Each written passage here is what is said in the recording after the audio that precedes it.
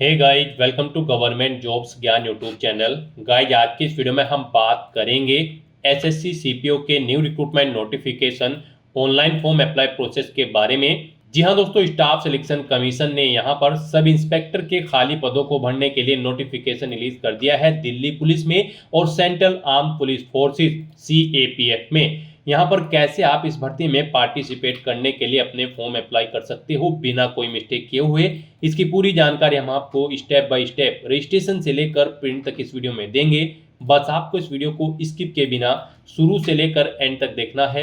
उसके बाद वीडियो पसंद आए तो इसे लाइक और शेयर कर दें। चैनल पर नए हो तो इसे सब्सक्राइब कर लें। साथ ही साथ आपको फॉर्म अप्लाई करते हुए जो जो भी प्रॉब्लम फेस हो रही है उन सभी का हल आपको इस वीडियो में मिल जाएगा। जैसे कि कैसे आपको अपना लाइव फोटो ऑथेंटिकेशन करना है, लाइव फोटो कैसे आपको कैप्चर करना है, कैसे आपको अपने सिग्नेचर यहाँ पर अपलोड करने हैं, पूरी जानकारी आपको इस वीडियो में दी जाएगी। बस आपको एंड तक हमारे साथ इस वीडियो में बने रहना है। तो बिना कोई वक्त गंवाए चलिए शुरू करते हैं। आपको इस वीडियो के डिस्क्रिप्शन बॉक्स में हमारी वेबसाइट IND-sarkari-naukri.in के इस पेज का लिंक मिल जाएगा। यहाँ पर आपको इस भर्ती के रिगार्डिंग सभी डिटेल्स प्रोवाइड कर दी गई है। स्टाफ सिलेक्शन कमीशन एसएससी ने सब इंस्पेक्टर इन दिल्ली पुलिस और सेंट्रल आर्म पुलिस फोर्सेस के लिए नोटिफिकेशन रिलीज कर दिया है।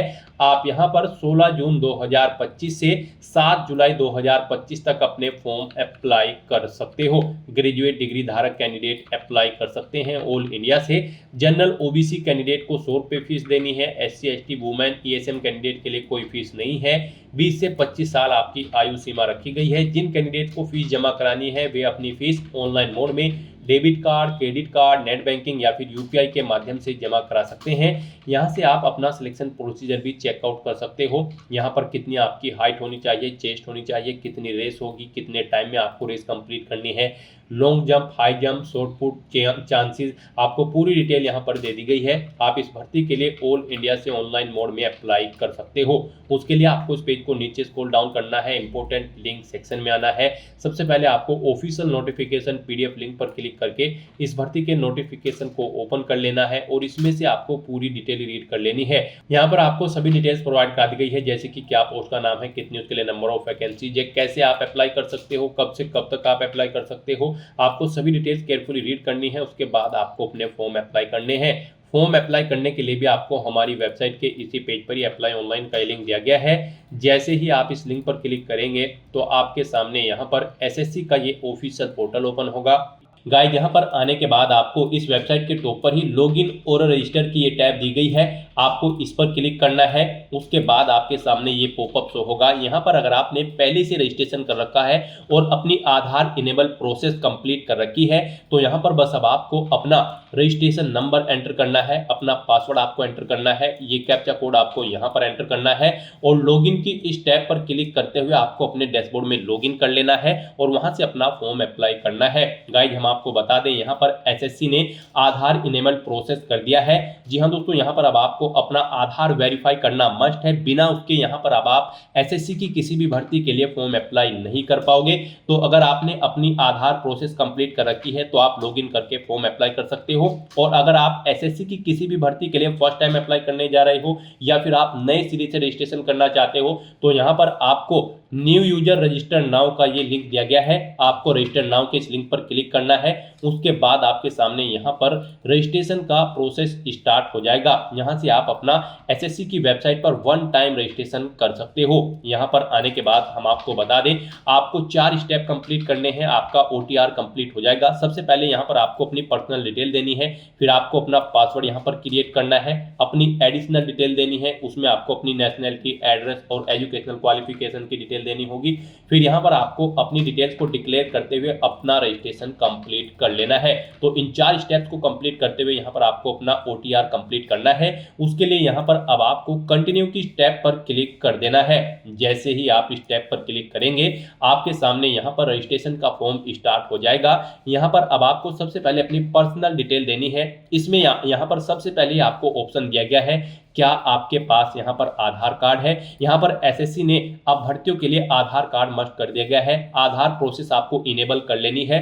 तो अगर आपके पास आधार है तो आप यस ऑप्शन सेलेक्ट करेंगे। और गाइस यहाँ पर अगर आपके पास आधार नहीं है उसके लिए भी ऑप्शन है। अगर यहाँ पर आपके पास आधार नहीं है तो आप नो ऑप्शन सेलेक्ट करेंगे।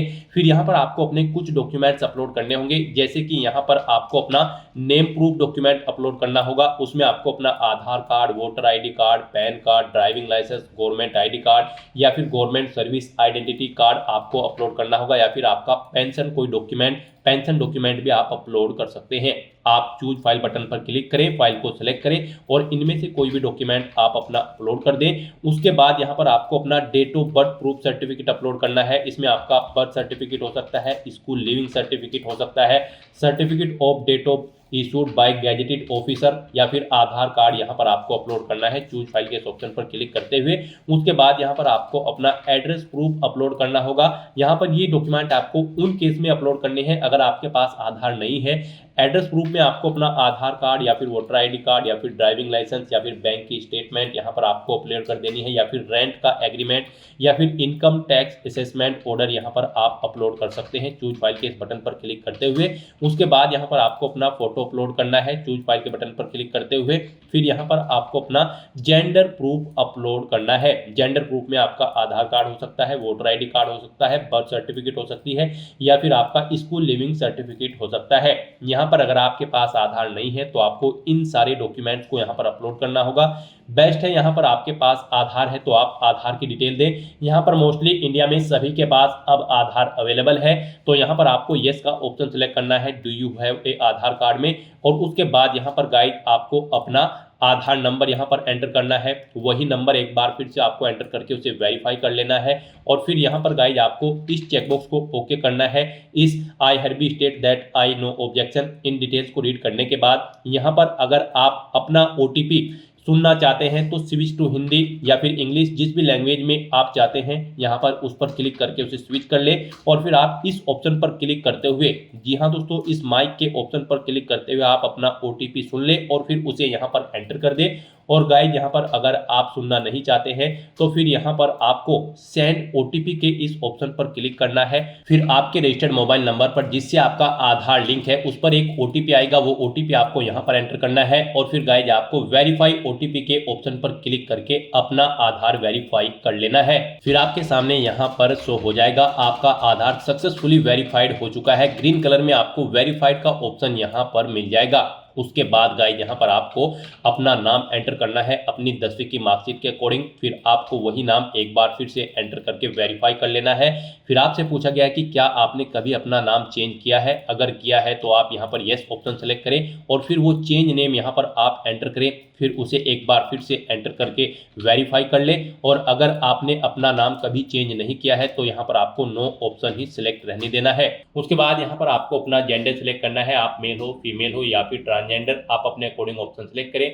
दोबारा से अपना जेंडर सेलेक्ट करके उसे वेरीफाई कर लें। फिर यहाँ पर आपको अपनी डेट ऑफ बर्थ सेलेक्ट कर लेनी है इस कैलेंडर में से। यहाँ पर आपको अपनी ये डेट ऑफ बर्थ अपनी 10वीं की मार्कशीट के अकॉर्डिंग सेलेक्ट करनी है। वही डेट ऑफ बर्थ आपको एक बार फिर से सिलेक्ट कर लेनी है कैलेंडर में से वेरिफिकेशन के लिए। फिर यहाँ पर आपको अपने फादर का नाम एंटर करना है। उसके बाद यहाँ पर आपको अपने फादर का नाम एक बार फिर से एंटर करके उसे कंफर्म कर लेना है। फिर आप अपनी मदर का नाम एंटर करें, अपनी मदर का नाम एक बार फिर से एंटर करके उसे कंफर्म कर ले। आपके फादर और मदर का नेम भी आपकी 10वीं की मार्कशीट के अकॉर्डिंग होना चाहिए और इनके नाम से पहले मिस्टर, मिसिस, श्रीमती, लेट या फिर डॉक्टर नहीं लगाना है आपको। उसके बाद यहाँ पर आपको अपना 10वीं क्लास का एजुकेशन बोर्ड सेलेक्ट करना है, किस बोर्ड से आपने यहाँ पर अपनी 10वीं क्लास पास आउट की है। उसके बाद यहाँ पर आपको उसे दोबारा से सिलेक्ट करके कंफर्म कर लेना है जिस बोर्ड से आपने अपनी 10वीं क्लास यहाँ पर पास आउट की है। उसके बाद गाइस यहाँ पर आपको अपनी 10वीं क्लास का रोल नंबर देना है, एक बार फिर से उसे एंटर करके कंफर्म कर लेना है। फिर पासिंग ईयर आपको सिलेक्ट कर लेना है, किस ईयर में आपने अपनी 10वीं क्लास पास आउट की है। हाईएस्ट क्वालिफिकेशन क्या है आपकी, 10वीं, 12वीं, ग्रेजुएशन, पोस्ट ग्रेजुएशन, आप अपने अकॉर्डिंग यहाँ पर ऑप्शन सेलेक्ट करें। फिर यहाँ पर आप दोबारा से अपनी हायर क्वालिफिकेशन सेलेक्ट करें। उसके बाद यहाँ पर आपको अपना मोबाइल नंबर और ईमेल आईडी एंटर करनी है और इन्हें यहाँ पर आपको वेरीफाई कर लेना है। इनके सामने आपको सेंड ओटीपी का ऑप्शन दिया गया है, आप सेंड ओटीपी के ऑप्शन पर क्लिक करें। उसके बाद आपके रजिस्टर्ड मोबाइल नंबर और ईमेल आईडी पर ओटीपी आएंगे। वो ओटीपी आप यहाँ पर एंटर करके अपने मोबाइल नंबर और ईमेल आईडी को वेरीफाई कर लें और उसके बाद गाइस यहाँ पर आप सेव एंड नेक्स्ट के ऑप्शन पर क्लिक कर दें। इस तरह से यहाँ पर आपकी पर्सनल डिटेल सक्सेसफुली सेव हो जाएगी। उसके बाद यहाँ पर आपको एक रजिस्ट्रेशन नंबर प्रोवाइड करा दिया गया है। यह रजिस्ट्रेशन नंबर आपको केयरफुली नोट डाउन करके रख लेना है फ्यूचर यूज के लिए। यह रजिस्ट्रेशन नंबर आपकी रजिस्टर्ड मोबाइल नंबर और ईमेल आईडी पर भी सबमिट कर दिया गया है, तो आप इसे केयरफुली नोट डाउन करके रखें फ्यूचर यूज के लिए। और यहाँ पर अब आपको कंटिन्यू के इस ऑप्शन पर क्लिक कर देना है। नेक्स्ट आपके सामने कुछ इस तरह से इंटरफेस ओपन होगा। अब यहाँ पर आपको जो रजिस्ट्रेशन नंबर मिला है वो रजिस्ट्रेशन नंबर आपको एंटर करना है। उस रजिस्ट्रेशन नंबर के साथ साथ ही आपकी ईमेल आईडी और मोबाइल नंबर पर एक पासवर्ड भी आया होगा, वो पासवर्ड यहाँ पर आपको एंटर करना है। उसके बाद आपको ये कैप्चा कोड यहाँ पर एंटर करना है और फिर गाइस यहाँ पर आपको साइन इन के इस ऑप्शन पर क्लिक कर देना है। नेक्स्ट यहाँ पर आपको अपना पासवर्ड चेंज करना है। यहाँ पर अब आपको सबसे पहले अपना ओल्ड पासवर्ड एंटर करना है, वो वाला पासवर्ड जो आपके रजिस्टर्ड मोबाइल नंबर और ईमेल आईडी पर आया है आपके रजिस्ट्रेशन नंबर के साथ। और उसके बाद यहाँ पर आपको अपना नया पासवर्ड क्रिएट करना है। यहाँ पर इस पासवर्ड को क्रिएट करने के लिए आपको गाइडलाइन दी गई है। आपका पासवर्ड कम से कम 8 कैरेक्टर का होना चाहिए और ये अल्फा न्यूमेरिक फॉर्मेट में होना चाहिए। मींस आपके पासवर्ड में कम से कम एक अपर केस कैरेक्टर, एक लोअर केस कैरेक्टर, एक इंटीजर नंबर, एक स्पेशल कैरेक्टर जैसे कि @ या फिर डॉलर होना चाहिए। तो इस फॉर्मेट में यहाँ पर आपको अपना पासवर्ड क्रिएट करना है। वही पासवर्ड आपको कंफर्म पासवर्ड फील्ड में एंटर करना है। उसके बाद यहाँ पर आपको एक सिक्योरिटी क्वेश्चन सेलेक्ट करना है। यहाँ पर आप कोई भी सिक्योरिटी क्वेश्चन सेलेक्ट करें, उसका आंसर दें। फिर यहाँ पर आप दूसरा सिक्योरिटी क्वेश्चन सेलेक्ट करें और फिर उसका आंसर यहाँ पर आप दें। और उसके बाद गाइस यहाँ पर आप सेव एंड नेक्स्ट के इस ऑप्शन पर क्लिक कर दें। इस तरह से यहाँ पर आपका पासवर्ड चेंज हो जाएगा। फिर आपके सामने कुछ इस तरह से इंटरफेस ओपन होगा। अब यहाँ पर आपको दोबारा से अपना रजिस्ट्रेशन नंबर एंटर करना है, अपना पासवर्ड आपको एंटर करना है। नया पासवर्ड जो आपने चेंज किया है वो पासवर्ड यहाँ पर आपको एंटर करना है। ये कैप्चा कोड आपको यहाँ पर एंटर करना है और उसके बाद गाइस आपको लॉगिन के इस ऑप्शन पर क्लिक कर देना है। लॉगिन करने के बाद अब यहाँ पर आपको अपनी एडिशनल डिटेल्स प्रोवाइड करानी है। सबसे पहले यहाँ पर आपको अपनी कैटेगरी सिलेक्ट कर लेनी है, किस कैटेगरी से आप बिलोंग करते हैं। फिर यहाँ पर आपको अपनी कैटेगरी दोबारा से सिलेक्ट करके उसे वेरीफाई कर लेना है। फिर आपको अपनी नेशनलिटी यहाँ पर सिलेक्ट कर लेनी है। यहाँ पर सिटीजन ऑफ इंडिया अगर आप इंडिया से हैं। उसके बाद अगर आप नेपाल, भूटान या फिर टाइबेटियन हैं तो यहाँ पर आप अपने अकॉर्डिंग ऑप्शन सेलेक्ट करें। यहाँ पर अगर आप अदर कंट्री से हैं तो फिर यहाँ पर आपको अपनी नेशनलिटी की डिटेल देनी है। और अगर आप इंडिया से हैं तो यहाँ पर आप इंडिया सेलेक्ट करें, फिर आपको ये डिटेल नहीं देनी है। उसके बाद यहाँ पर आपसे पूछा गया है कि क्या आपकी बॉडी पर कहीं कोई कट या तिल का निशान है, तो उस पैलेस का नाम यहाँ पर आप एंटर करें। नहीं है तो यहाँ पर आप नो मार्क एंटर कर दें। उसके बाद आपसे पूछा गया है कि क्या आप PWBD कैंडिडेट हैं। अगर हैं तो यहाँ पर आप येस ऑप्शन सेलेक्ट करें और फिर अपनी डिसेबिलिटी का टाइप सेलेक्ट करें और फिर यहाँ पर आपको अपना डिसेबिलिटी सर्टिफिकेट नंबर देना होगा अगर आप PWBD कैंडिडेट हैं। और अगर नहीं है तो यहाँ पर आप नो ऑप्शन सेलेक्ट करें, आगे की डिटेल आपको डिसेबल कर दी जाएगी। उसके बाद यहाँ पर आपको अपना परमानेंट एड्रेस एंटर करना है। फिर यहाँ पर आपको अपना परजेंट एड्रेस एंटर करना है और अगर आपका परजेंट एड्रेस आपके परमानेंट एड्रेस के अकॉर्डिंग सेम है तो यहाँ पर आप येस के इस ऑप्शन पर क्लिक करेंगे, ऑटोमेटिकली आपका परजेंट एड्रेस आपके परमानेंट एड्रेस के अकॉर्डिंग फिल हो जाएगा। उसके बाद यहाँ पर गाइस आपको सेव एंड नेक्स्ट के इस ऑप्शन पर क्लिक कर देना है। आपकी एडिशनल डिटेल सक्सेसफुली सेव करने के बाद आपको डिक्लेरेशन सेक्शन में रिडायरेक्ट कर दिया जाएगा। यहाँ पर आने के बाद आप अपने रजिस्ट्रेशन फॉर्म का प्रीव्यू भी चेकआउट कर सकते हो। आप प्रीव्यू OTR के ऑप्शन पर क्लिक करें और अपने रजिस्ट्रेशन फॉर्म का प्रीव्यू चेकआउट कर लें और उसका प्रिंट आउट भी आप ले सकते हो। और फिर यहाँ पर अब गाइज आपको आई एग्री के चेकबॉक्स को ओके करना है और उसके बाद आपको डिक्लेयर के ऑप्शन पर क्लिक कर देना है। इस तरह से यहाँ पर आपका SSC one time registration successfully complete हो चुका है। आपको आपके डैशबोर्ड में डायरेक्ट कर दिया गया है। फिर यहाँ पर आपको आपके डैशबोर्ड में लाइव एग्जामिनेशन के इस सेक्शन में SSC CPO SI in Delhi police and CAPF का सेक्शन मिल जाएगा। यहाँ पर आने के बाद गाइज आपको अप्लाई के इस टैब पर क्लिक करना है। फिर यहाँ पर आपको कुछ जनरल इंस्ट्रक्शन दिए गए हैं, आपको इन्हें केयरफुली रीड करना है, पेज को नीचे स्क्रॉल डाउन करना है और उसके बाद गाइज आपको यहाँ पर फिल फॉर्म के इस ऑप्शन पर क्लिक कर देना है। फिर यहाँ पर आपको आपकी पर्सनल डिटेल्स ऑटोमेटिकली फेच करके आपके OTR से शो कर दी गई है। आपको सभी डिटेल्स केयरफुली चेकआउट करनी है, पेज को नीचे स्क्रॉल डाउन करना है, इसमें आप कुछ भी एडिट नहीं कर सकते हो और यहाँ पर बस अब आपको नेक्स्ट के इस ऑप्शन पर क्लिक कर देना है। नेक्स्ट यहाँ पर आपको अपनी एजुकेशनल क्वालिफिकेशन की डिटेल देनी है। गाइस यहाँ पर सबसे पहले आपको अपनी हाईएस्ट क्वालिफिकेशन सिलेक्ट कर लेनी है, आपकी क्या हाईएस्ट क्वालिफिकेशन है। तो अपने अकॉर्डिंग यहाँ पर आप अपनी क्वालिफिकेशन सिलेक्ट करें। फिर यहाँ पर आपको क्वालिफाइंग एजुकेशनल क्वालिफिकेशन की डिटेल देनी है। यहाँ पर आपको सिलेक्ट करना है आपके पास ग्रेजुएट डिग्री है या फिर इसके इक्विवेलेंट। आप अपने अकॉर्डिंग यहाँ पर अपनी क्वालिफिकेशन सिलेक्ट करें जो कि इस एग्जाम के लिए रिक्वायर्ड है। उसके बाद यहाँ पर आप बताएं आप पास आउट हो चुके हो अपनी इस रिक्वायर्ड क्वालिफिकेशन में या फिर फाइनल ईयर में एप्टेड हो। आप अपने अकॉर्डिंग यहाँ पर ऑप्शन सेलेक्ट करें। फिर यहाँ पर आपको अगर पास आउट आप हो चुके हो तो पासिंग ईयर सेलेक्ट कर लेना है। उसके बाद यहाँ पर आपको स्टेट सेलेक्ट करना है जहाँ से आपने अपनी ये ग्रेजुएशन पास आउट की है। उसके बाद गाइस यहाँ पर आपको यूनिवर्सिटी या फिर इंस्टीट्यूट का नाम सेलेक्ट करना है जिससे आपने अपनी ये ग्रेजुएशन कंप्लीट की है। फिर यहाँ पर आपको अपनी ग्रेजुएशन का रोल नंबर एंटर कर देना है और फिर बताना है कि आपके मार्क्स परसेंटेज में है या फिर CGPA में है। परसेंटेज में अगर है तो यहाँ पर आप अपनी परसेंटेज एंटर कर दें। उसके बाद आपके सामने CGPA का कॉलम डिसेबल्ड कर दिया जाएगा और CGPA में है तो आप CGPA एंटर करें, फिर आपके सामने परसेंटेज का कॉलम यहाँ पर डिसेबल्ड कर दिया जाएगा। इस तरह से आपको अपनी एक एजुकेशनल क्वालिफिकेशन की डिटेल प्रोवाइड करनी है और उसके बाद आपको सेव एंड नेक्स्ट के इस ऑप्शन पर क्लिक कर देना है। नेक्स्ट यहाँ पर आपको अपनी एडिशनल इन्फॉर्मेशन प्रोवाइड करनी है। यहाँ पर आपसे पूछा गया है कि क्या आप एक सर्विसमैन हैं या फिर आप सर्विस कर रहे हैं आर्म फोर्सेज में। अगर कर रहे हैं तो आप येस करें और फिर यहाँ पर आप ज्वाइनिंग डेट सेलेक्ट करें और डिस्चार्ज डेट यहाँ पर आप सिलेक्ट करें। इनके अकॉर्डिंग यहाँ पर आपकी सर्विस की लेंथ आपको कैलकुलेट करके शो कर दी जाएगी। और यहाँ पर अगर आप एक सर्विसमैन नहीं हो या फिर आप आर्म फोर्सेज में सर्विस नहीं कर रहे हैं तो फिर आपको नो ऑप्शन सेलेक्ट कर लेना है। उसके बाद आपसे पूछा गया है कि क्या आपको एज में रिलैक्सेशन चाहिए। अगर चाहिए तो आप यस ऑप्शन सेलेक्ट करें और फिर अपना एज रिलैक्सेशन कोड यहाँ पर सेलेक्ट कर ले। इनमें से जो भी आपका एज रिलैक्सेशन कोड है जिस क्राइटेरिया के अंतर्गत आप आते हैं। और नहीं आपको एज में रिलैक्सेशन चाहिए तो आपको नो ऑप्शन सेलेक्ट करना है। उसके बाद यहाँ पर आपसे पूछा गया कि क्या आप अपनी पर्सनल इन्फॉर्मेशन को यहाँ पर अवेलेबल कराना चाहते हो SSC को in terms of DO PNT and OM number इसके। अगर चाहते हैं तो आप यहाँ पर यस करें, नहीं तो नो ऑप्शन सेलेक्ट करें और उसके बाद गाइस यहाँ पर फिर आप सेव एंड नेक्स्ट के इस ऑप्शन पर क्लिक कर दें। नेक्स्ट यहाँ पर आपको अपने एग्जामिनेशन सेंटर सेलेक्ट करने हैं। यहाँ पर आपको 3 चॉइसेस दी गई है। आप अपनी चॉइस के अकॉर्डिंग यहाँ पर 3 एग्जामिनेशन सेंटर सेलेक्ट करें। जिसे आप फर्स्ट नंबर पर प्रेफरेंस देना चाहते हैं उसे आप फर्स्ट नंबर पर सेलेक्ट करें। जिसे सेकंड और थर्ड पर रखना चाहते हैं उन्हें आप क्रम से सेकंड और थर्ड पर सेलेक्ट कर लें। उसके बाद यहाँ पर आपके सामने ऑप्शन है कि क्या यहाँ पर आप बेंचमार्क डिसेबिलिटी कैंडिडेट है और आपकी डिसेबिलिटी 40% से अबव है in the category of blindness.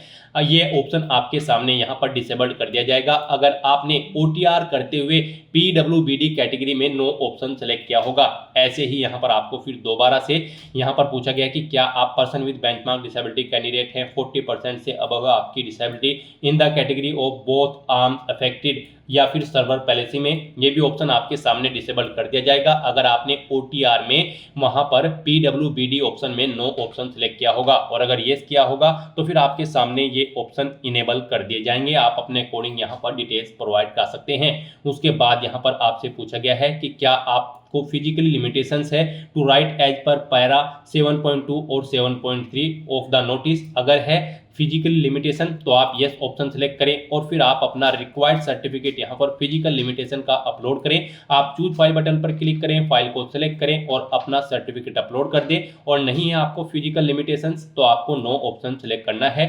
फिर यहाँ पर आपसे पूछा गया कि क्या आपको स्क्राइब की जरूरत पड़ेगी एग्जाम में। ये भी ऑप्शन आपके OTR में आपसे पूछा गया था जब आपने PWBD की डिटेल्स प्रोवाइड कराई थी। अगर वहां पर आपने नो ऑप्शन सेलेक्ट किया होगा तो फिर आपके सामने ये ऑप्शन डिसेबल्ड कर दिया जाएगा। अगर यस किया होगा तो आप अपने अकॉर्डिंग यहाँ पर ऑप्शन सेलेक्ट कर सकते हैं। इस तरह से अपनी डिटेल प्रोवाइड करने के बाद फिर आपको पेज को नीचे स्क्रॉल डाउन करते हुए सेव एंड नेक्स्ट के इस ऑप्शन पर क्लिक कर देना है।